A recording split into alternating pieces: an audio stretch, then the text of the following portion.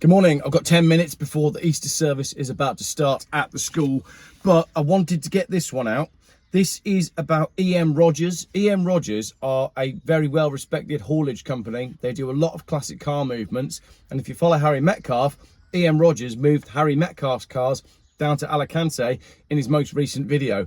But Ed Rogers, who's the owner of EM Rogers, posted this on his LinkedIn just the other week. It has now been in the news, but I found out about this last week and thought, this is ridiculous. So I thought for today, let's focus on this. Ed Rogers post on LinkedIn. I don't post very often on LinkedIn, on the LinkedIn universe, but I need your help. Our family business has been fined £102,000 for bringing in illegal migrants to the UK. We have been operating for nearly 80 years. 2 years ago, we were considered key workers, and now, well, who knows what people think of our industry. However, now we have been fined this frankly ridiculous amount of money for honestly doing our job, alongside our driver, who's been fined £36,000. UK Border Force are fining us for bringing 6 illegals over in one of our trucks. This is the same Border Force that can't stop the boats arriving daily from across the channel. We are actually the victims of organised gangs that target vulnerable lorry drivers while they are asleep. Can you imagine having a house broken into at night and then being fined for it? You can in clown world. What I'm hoping is that someone can help me get this to the national press, create enough noise that this ridiculous situation gets dealt with and quashed. Please remember, a good, honest working man and a family business have been the victims of crime here and fined for doing it. So then he edited the post a little bit later and said, having received legal advice yesterday, we've been advised that our fine will be £66,000, not the £102,000. The 3 letters we received on this were not clear, and £66,000 is still a lot of money. So then there's a few posts and comments there. Rory says, and he tags BBC News and he says, do your job. And then later Ed replies and he says, maybe we don't want to take these unfair fines lying down. Imagine if someone broke into your house, but the police got there and fined you for someone breaking in. We are not security guards and we are not Border Force. We are a transport company trying to earn an honest living. And as I said, they've been doing it for 80 years. We complete 50 crossings a week, multiply that by 52 weeks a year, and you're getting a lot more opportunities to get targeted. Maybe we will now give others the strength to speak out about this. And for the record, we are an accredited haulier by the Border Force Society. Tim Jones then says, not that it helps, but they might want to recheck their fine, as legislation states 10,000 per clandestine found. 6 times 10,000 doesn't equate to 102,000. So that's where the figures change. But it seems that even Border Force can't work out what they're trying to charge EM Rogers. Ed then says, hi Tim, thanks for your note. We had 3 letters with 3 individual fines on it. 36,000 for the employer, 30,000 for the vehicle owner, and 36 for the driver, so 66. No driver who has been diligent in his job would be expected to face that cost alone. However, after my post on Monday, a transport lawyer was in touch to say that the employer or driver is effectively the same fine. So the fine is £66,000. £66,000 for bringing in 6 illegal immigrants when the government are spending how much on putting these people up in hotels near you. So a family business is being victimized. I feel like I'm right on the border of stuff that you can and can't discuss on YouTube here, but I don't need to say all the things that I am thinking because you are thinking the exact same things. And I know that you are because you're a common sense person like me. And you see it happening around us, basically, with all the hotels in every town that we're all paying for. So then it did make the news. It was in Motor Transport, and it has now been in the news on, I think, Monday, Tuesday. But I wanted to put it on my channel to bring it to as much attention as I could. So Motor Transport, the boss of a Northampton international haulage firm, accredited with Border Force, has criticised the Home Office after it was fined £66,000 when 6 stowaways got into one of his trucks.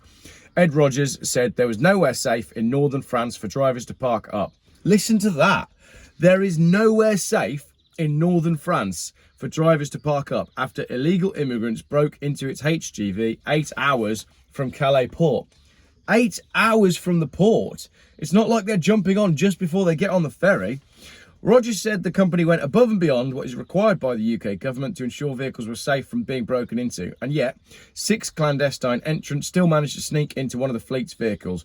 He branded the fine frankly ridiculous and added hauliers were the victims of organised gangs. They're also being scapegoats for the government, who clearly have no desire to get a handle on immigration whatsoever, because they are orchestrating, not going to say it, if they wanted to stop it, they'd have stopped it. And if each successive government had wanted to stop it, then they'd have stopped it. So that says to me, either this is bungling politicians who can't work out that the will of the people is to get a hand on immigration, or it's a deliberate dilution of British society and culture. You tell me in the comments. I'm not going to say either way.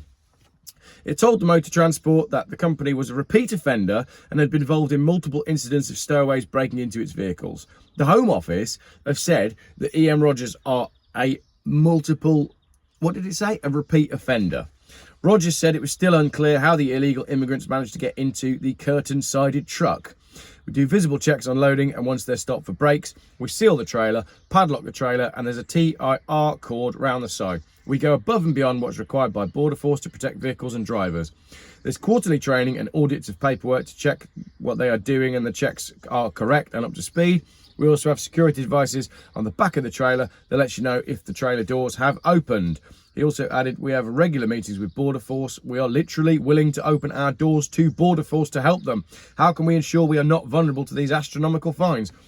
EM Rogers have got nothing to gain by bringing these people into the country. They don't want to be doing it. The government is fining a company for doing something that they never wanted to be involved with in the first place, because the governmental organisation that is in charge of stopping these people come across isn't doing their job. And the government organisations who are in charge of running Border Force, who are in charge of stopping the people coming across, isn't doing their job. The person doing their job, which is EM Rogers, which is bringing stuff from France to England, i.e. Harry Metcalfe's cars, is the only thing in this story that is doing their job. The director said it was optimistic that it could fight the penalty, but he also said it was aware the situation could happen again at any time. These are organised criminals putting people in vehicles, and with the number of crossings we do every week, we are susceptible to it, as is every other haulier that goes across the channel.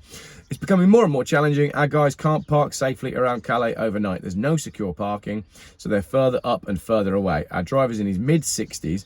He left the parking area in the pitch black at 3 a.m. I mean, there's enough safety issues going on with that anyway. Bloke in his mid-60s, 3 a.m., organised criminals. It's not a great combination, is it? He says he's not a security guard, he's a truck driver. The Home Office said the company was aware of the processes involving securing vehicles and that issues with stowaways were a long-standing problem at EM Rogers. A spokesman said, we are relentless in our pursuit of those who seek to enter the UK illegally and stand ready to respond robustly to clandestine arrivals. But too many vehicles are not adequately secured to stop migrants boarding them. That's why in the last 12 months, we've strengthened the haulier civil penalty with significantly increased financial penalties to ensure that drivers are taking every reasonable step to deter illegal migration and disrupt people smugglers. Do you know what I think? I think this is a PR smokescreen, and I might be wrong. I think this is a PR smokescreen done by the government to make sure that they catch 1 or 2 truckers who have fallen victim to organised gangs who've jumped in the truck overnight in those circumstances.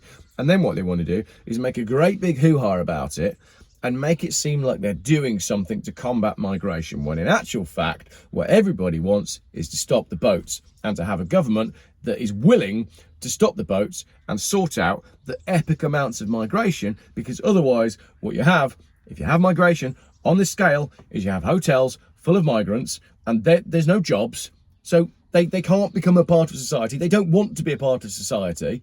They can't become a part of society because they can't get employment. So they're just paid to sit around in hotels and do what and for what. And we know that's going on. And that's what everybody wants to stop. But instead, what the government is going to do is that, basically. Rip it apart in the comments, ladies and gentlemen. I didn't want to go too deep on that one, but yeah, rip that apart. And I'm going to go check out the Easter service, sing about Jesus and all that sort of stuff, because I'm sure he'd have a few things to say about the way the world is being running. And definitely it says about, exposing bad stuff when you see it. And there's enough bad stuff going on by the people that are running our world at the minute. But what do I know? I'm just a silly man in a silly hat in an old car. Thanks for watching.